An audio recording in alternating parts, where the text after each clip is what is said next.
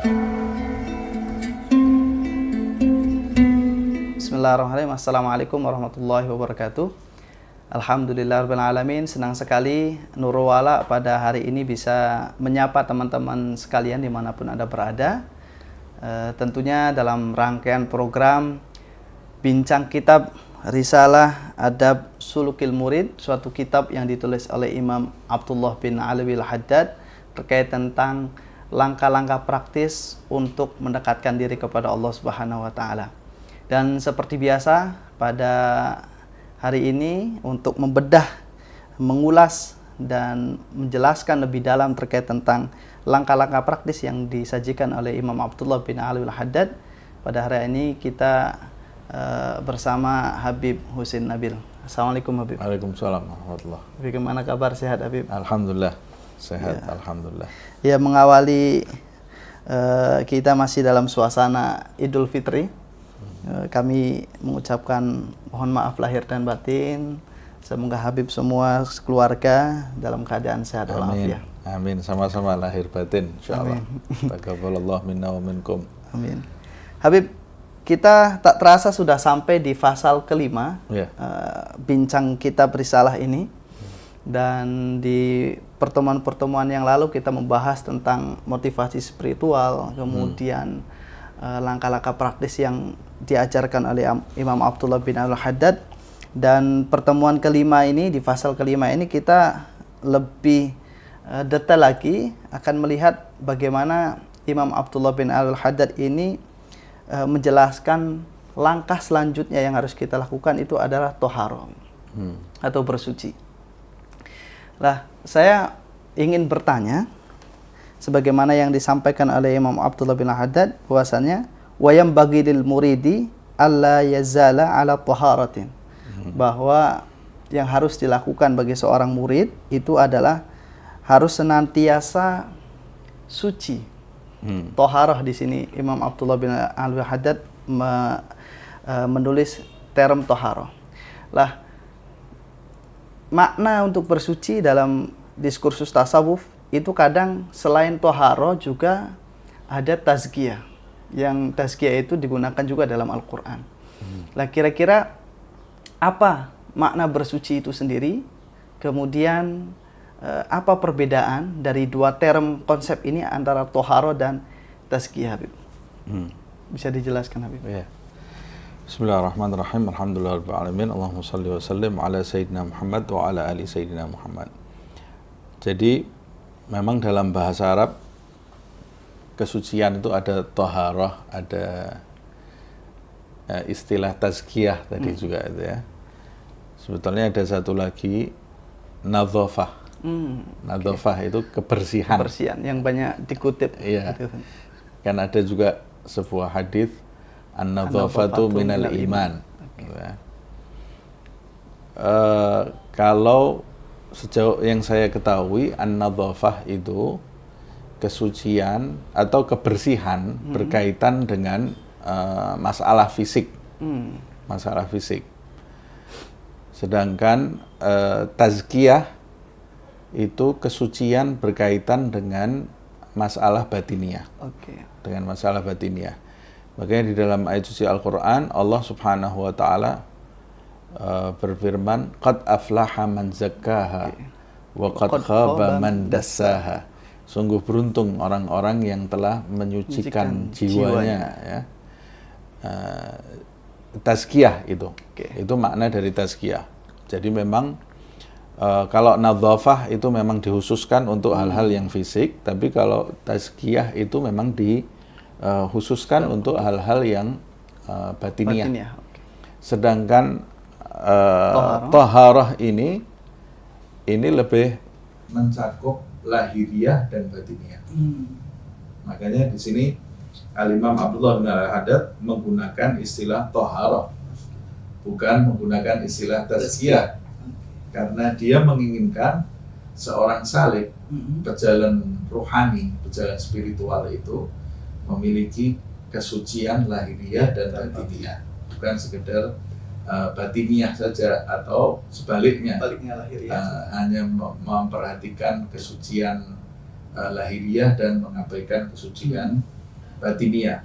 Nah, taharah itu kesucian dalam fisik dan batin, atau bahkan kesucian dalam hal syariat, dalam hal thariqah, dalam hal hakikat. Jadi lebih luas makna taharah gitu ya. Tadi disebutkan syariat, thariqah, dan hakikat. Jadi bagaimana kita mensucikan secara syariat, thariqah, dan hakikat? Kalau kesucian dalam masalah syariat kan sudah jelas. Suci dari hadas kecil, hadas besar. Kesucian dari hadas kecil dan hadas besar itu kesucian berkaitan dengan fikih. Tapi kalau syariat di sini agak mungkin lebih luas. Kesucian dalam hal syariat itu menyucikan anggota badan kita dari hal-hal yang tidak diridhai Allah Subhanahu wa Ta'ala, dari maksiat. Kalau kesucian tarekat itu menyucikan hawa nafsu tadi itu. Tazkiyah ini wilayahnya. Iya, menundukkan kepentingan hawa nafsu. Sehingga suci dari syariat itu bisa menjadikan fisik seseorang ini terjaga dari maksiat. Suci dalam tarekat itu tunduknya hawa nafsu. Kalau hakikat? Kalau hakikat itu menyucikan hati dari keberpalingan kepada selain Allah SWT. Dan Imam Al-Haddad itu sebenarnya merangkum semuanya. Iya. Kita diajarkan oleh Imam Al-Haddad dengan diksi tohara itu suci secara lahiriah dan suci secara batiniyah. Betul. Nah, ini Habib, kalau kita telisik dalam kajian-kajian kitab fikih, itu pembahasan tentang tohara itu biasanya berada di fasal-fasal pertama, di bab-bab pertama. Betul.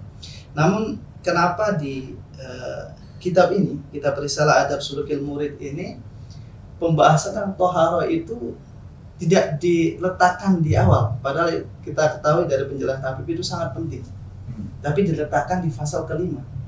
Itu kira-kira apa ya? Ada makna tersendiri nggak penyusunan Imam Al-Haddad ini, peletakan? Bab sebelum ini masalah taubat, berarti taubat itu kan kita rujuk kepada Allah Subhanahu wa Ta'ala, berjanji tidak akan mengulangi perbuatan. Setelah itu menjaga anggota badan bab berikutnya, dan menjaga hati dari penyakit-penyakitnya,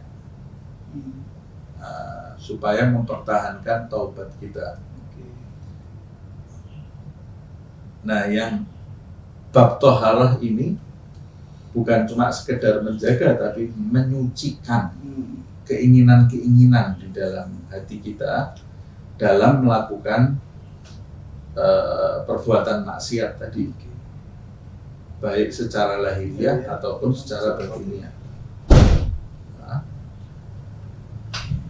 jadi menurut saya kenapa baru disebut taharah di sini? Ya, memang ini urutannya seperti ini, ya, dari taubat, kemudian memahami apa saja itu maksiat-maksiat lahiriah, apa maksiat batiniah, kemudian bab berikutnya taharah, sucikan diri kamu dari hal-hal seperti itu.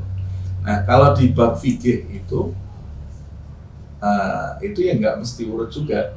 Ada kadang kitab fikih yang membahas sholat dulu, karena sebetulnya kan taharah itu syarat sah dari sholat, dan ibadah-ibadah yang memerlukan kesucian dari hadas besar dan hadas kecil. Cuma yang dibahas kan kebetulan sholat dulu biasanya, karena sholat itu imaduddin, ya. Nah, ada beberapa kitab fikih yang membahas sholatnya dulu, tapi kalau orang mau membahas sholat pun kepentok surut syarat yang pertama itu suci dari hadas kecil dan hadas besar itu tadi. Ya, jadi kaitannya kenapa di fikih itu biasanya harus dibahas, karena syarat pertamanya sholat itu suci dari hadas kecil dan hadas besar, itu aja. Habib, terkait tentang bersuci atau taharah di sini, lanjutan penjelasan Imam Haddad itu adalah wa kullama ahdatha tawadda wa shalla ra'ataini.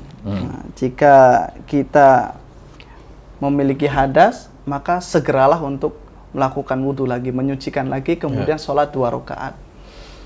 Lah problemnya Habib, ketika anjuran ini Imam Haddad kemudian kita bawa di era modern ini yang kita kenal, kita misalnya berada di kantor atau berada di satu pabrik yang mesinnya itu tidak bisa ditinggalkan karena menyebabkan kerusakan dan sebagainya.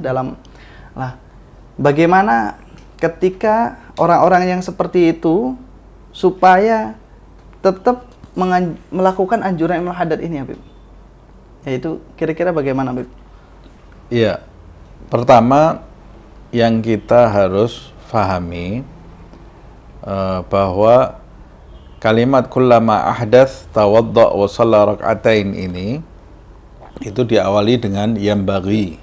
Yambaghi lil murid, artinya anjuran ini ya dari Al-Imam Abdullah bin Ali Al-Haddad. Ini bukan sesuatu yang pokok bagi seseorang yang melakukan perjalanan ruhani mendekat kepada Allah Subhanahu wa taala. Tapi memang dianjurkan bagi setiap mereka yang mau menginginkan kedekatan di sisi Allah Subhanahu wa taala untuk selalu menjaga wudu. Selalu menjaga wudu. Di samping pertama, menjaga wudu itu memang termasuk sunnah. Nah, termasuk sunnah seperti yang disebutkan di dalam riwayat pada saat Rasulullah SAW Mi'raj mendengar suara bakiak Bilal. Ya, suara sandalnya Bilal. Ketika Nabi Muhammad berjumpa dengan Bilal, menanyakan apa ibadah yang dilakukan Bilal sehingga dia itu mendengar suara sandalnya di surga. Kemudian Bilal menjelaskan, ya Rasulullah, mungkin kalau itu suatu kelebihan, aku tidak pernah batal wudhu kecuali segera berwudhu dan melakukan sholat sunnah 2 rakaat. Kemudian akhirnya dikenal sholat itu menjadi sholat sunnah wudhu. Jadi termasuk perbuatan sunnah. Nah, kalau kita lakukan, ya akan mempercepat proses mendekat kepada Allah Subhanahu wa taala, karena mendekat kepada Allah kan melalui ibadah-ibadah sunnah tadi. Kemudian yang kedua, memang wudhu itu di dalam riwayat disebutkan silatul mu'min. Senjatanya orang yang beriman. Jadi orang yang berwudhu itu seperti semacam perisai. Nah, dia memiliki perisai di dalam dirinya yang menjauhkan dia, membantu dia maksudnya ya, membantu dia dalam terhindar dari niatan-niatan buruk yang tidak baik di dalam hati, atau dari gangguan setan bahkan ya. Jadi menurut saya sebisa mungkin kita lakukan ini. Tapi kalau tidak bisa, ya ini bukan hal yang pokok. Baik.